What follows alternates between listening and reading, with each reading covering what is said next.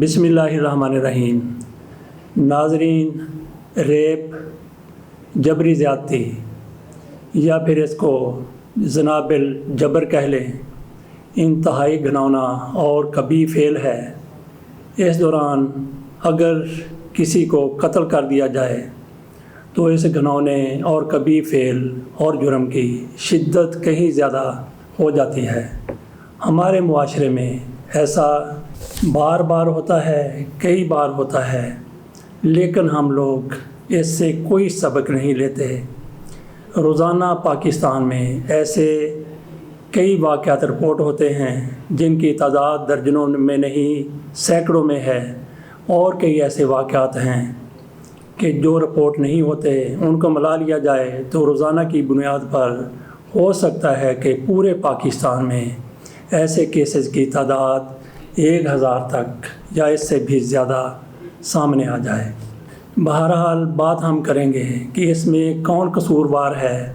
हम आज के दौर की बात कर लेते हैं। आज की सबसे ताज़ा खबर ये है, वो भी एक घिनौने जुर्म के हवाले से है कि इस्लामाबाद में जो एक पोश इलाका है, वहाँ पे एक लड़की को, औरत को, जिसका 14 माह का बच्चा था, उसके साथ वो शख्स ने ज़्यादती की, जबरी ज़्यादती की, जो उसको रोज़ाना पहले भी उसके घर से उठाता था और उसको उस अड्डे पर पहुंचा देता था जहां पे ये औरत गदागरी करती थी।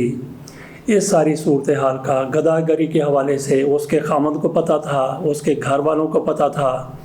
वक़ुआ के रोज़ जो 1-2 रोज़ कबल का है, उस दिन भी वो बंदा वाजिद जिसका नाम है, उसने इस लड़की को, नसीमा को, उसके घर से उठाया। इसके खामद का नाम गफ़ार है, और उसके अड्डे पर नहीं पहुंचा तो घर वालों को तशवीश हुई।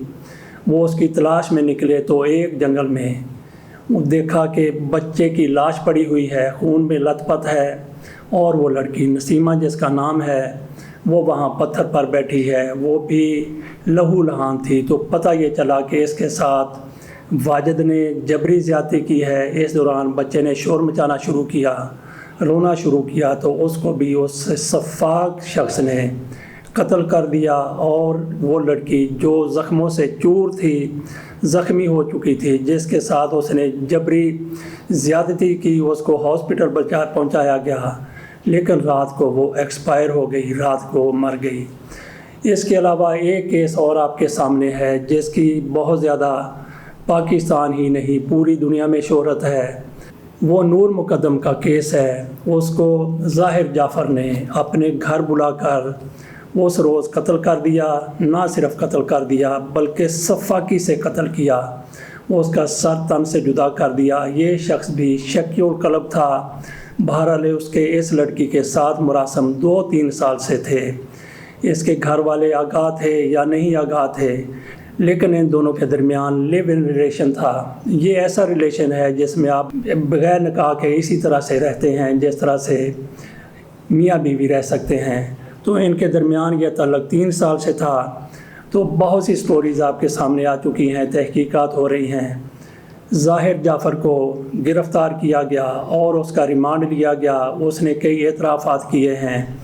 तो ये भी कहा जाता है कि लड़की ने जिस रोज़ उसको कत्ल किया गया, उससे 1 रोज़ कबल उसने अपने ड्राइवर के ज़रिए अपने घर से 7 लाख रुपए मंगवाए थे, लेकिन घर से उस ड्राइवर को सिर्फ 3 लाख रुपए मिले। बहरहाल 3 लाख रुपए उसने आके इन लोगों को दे दिए।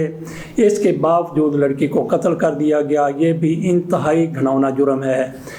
इससे कबल भी एक वाक़या हुआ था, वो नायाब नदीम का वाक़या था। वो एक मॉडल थी, लाहौर में उसका कत्ल हो गया। उसके भाई ने बताया कि वो अलग एक मकान किराए पर लेकर रह रही थी। वहाँ पे वो कहता है कि मैं रात को छोड़ के आया, सुबह मैं गया तो वो हलाक हुई पड़ी थी। तो ये लड़की, इसके घर वाले लाहौर में ही रहते हैं, लेकिन ये लड़की नायाब नदीम जो मॉडल है वो वहाँ पे अकेली रह रही थी, किराए के घर में रह रही थी। उसको सफ़ाकियत के साथ उसके दोस्त ने या जो भी था उसने कत्ल कर दिया। उस तक भी पुलिस पहुँच गई है। इंतहाई घिनौना और सफ़ाकाना ये फ़ेल है, ये जुर्म है, ये गुनाह है, जो भी है। बहरहाल उस लड़की को बेदर्दी से कत्ल किया गया। اس سے قبل ایک واقعہ ہوا تھا ماہرہ ذوالفقار کا۔ ماہرہ ذوالفقار لندن سے LLM کرنے کے بعد پاکستان آئی تھی۔ وہ پاکستان میں جج بننا چاہتی تھی، وکیل بننا چاہتی تھی۔ وہ بھی اس کی یہاں پہ پھوپھی کا گھر ہے، پھوپھی کے گھر میں وہ نہیں رہی، الگ سے مکان لے کے کرائے پہ وہ رہ رہی تھی۔ تو اس کی بھی کچھ لڑکوں کے ساتھ دوستی تھی، ان میں سے ایک ظاہر جدون تھا۔ ظاہر جدون نے بہرحال اس کو قتل کر دیا، انتہائی سفاکی سے قتل کیا، اس کا ساتھی بھی اس کے ساتھ ملوث تھا۔ تو یہ بھی ایک انتہائی گھناؤنا فعل ہے کہ اس لڑکی کو لندن سے جو پاکستان آئی تھی کسی بھی مقصد کے لیے آئی تھی، اس کو ایک انتہائی سفاکانہ طریقے سے قتل کیا گیا۔ اس کے علاوہ ہمیں یہ بھی پتہ ہے کہ قندیل بلوچ کو اس کے بھائی نے قتل کیا تھا۔ اس کے قتل کی کیا وجہ تھی؟ یہی اس کے قتل کی وجہ تھی کہ اس کے مفتی کبھی کے ساتھ تعلقات سامنے آئے تھے، تو بھائیوں نے غیرت میں آ کر اس لڑکی کو قتل کر دیا، قندیل بلوچ کو۔ اس کے علاوہ اور بھی کئی کیسز ہمارے سامنے آتے ہیں۔ ایک واقعہ موٹر وے پر ہوا تھا، وہاں پہ ایک گاڑی میں سوار خاتون جس کی گاڑی کسی وجہ سے رکی ہوئی تھی، اس کو عابد ملی اور اس کے ساتھیوں نے پکڑ لیا۔ وہاں سے وہ اس کو یرغمال بنا کر اپنے ساتھ لے گئے، اس کو بھی زیادتی کا نشانہ بنایا گیا، اس کے ساتھ بھی جبری زیادتی کی گئی۔ آپ کے سامنے ہم نے یہ 3-4 جو کیسز رکھے ہیں، اس میں بالکل شفاقانہ طریقے سے یہ سارے جرائم کیے گئے، یہ سارے فعل کیے گئے، گھناؤنے یہ جرائم ہیں، فعل ہیں۔ تو جو لوگ اس میں ملوث ہیں وہ کسی بھی رو روایت کے مستحق نہیں ہیں، ان کے خلاف جو بھی ہو سکتا ہے ان کو عبرت کا نشان بنانا ہے، ان کو اس طریقے سے سزا دینی ہے کہ وہ پوری دنیا کے لیے ایک عبرت بن جائیں، تاکہ باقی لوگ ان کے انجام سے عبرت پکڑیں اور ایسے جو جرائم ہیں ان میں کمی آ سکے۔ ہمارے سامنے ایک حریم شاہ کا بھی معاملہ ہے، وہ بھی کبھی اس کے ساتھ ہوتی ہے، کبھی اس کے ساتھ ہوتی ہے۔ بہرحال کل کلاں اس کے والدین کو بھی یہ بدخبری مل سکتی ہے کہ ان کی بیٹی کو قتل کر دیا گیا ہے۔ اسی طرح سے اور بھی بہت سے معاملات ہمارے سامنے آ سکتے ہیں۔